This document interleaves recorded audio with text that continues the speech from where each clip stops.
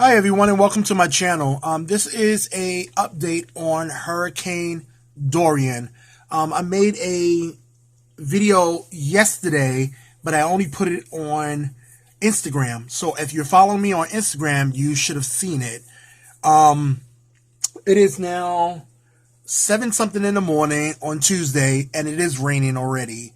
So that is not a good sign. I don't know how the day is going to actually turn out to be, but I will go ahead, and I haven't been to sleep yet because I've been doing some stuff overnight, but I'm going to go ahead and update this a little bit later on. But as you can see, my window, you can't really even see through it because it's been raining all morning. So again, I'm going to go ahead and end this right here, and then I want to see if the weather progresses or it gets horrible throughout the day.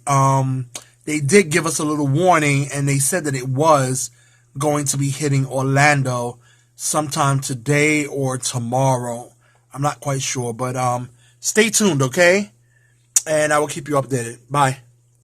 Any part there to the left, to the right, so to the west or to the east is where that center of circulation could be. And if it is a bit more to the west, then that means those impacts for the state of Florida, well, they're likely going to be even higher. But as of right now, that cone doesn't go over Florida. So what that tells us is that we're not anticipating a landfall in the state of Florida. But don't let that trick you. That does not mean we're not anticipating major impacts. And with the location of the storm, east and northeast winds are going to batter the eastern coast of Florida, and that's where you're going to get that storm surge. You're going to get that rising water, and it's going to be pushed onshore. So we still have several counties under hurricane warnings as well as storm surge warnings. There's the extended forecast track. Now, that cone of uncertainty, as we get a little bit more farther out into the future there, you can see what happens. It actually starts to move onshore into South Carolina, North Carolina. So what that tells me is that there is the potential, maybe some landfall impacts with this storm into South Carolina or North Carolina. You can see Charleston on the map, Wilmington on the map. You guys are definitely watching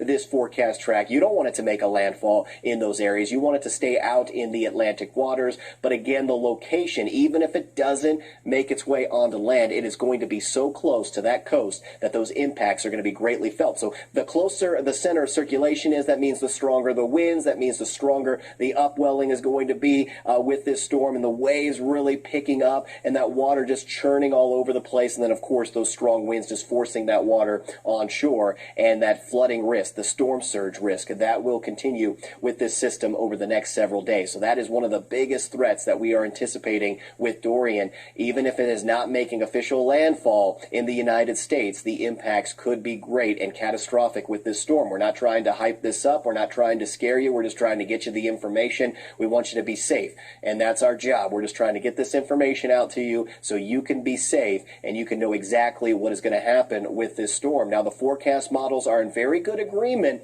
on that northerly track. So picking up on what the forecast models are showing, or at least the latest update from the National Hurricane Center with this storm is showing that northwesterly movement. So it looks like the models are in agreement there, and you can see as it goes northwest, it'll gradually curve more to the northeast, and then that's when the Carolinas are really watching where that storm could go. You can see there is one forecast model that does have it making landfall in South Carolina. There's also a forecast model that has it making landfall in North Carolina. So when you're seeing that cone, when I showed you that cone where it's spread over into areas of the Carolinas, that's the reason why, because not every single forecast model, at least reliable forecast model, is showing it staying in the Atlantic. There's a couple models that do have it trying to move onshore, so we can't just throw those models out the window and say, we don't believe them, we don't think that's going to happen. We have to continue to show that, and the forecast cone is also showing that.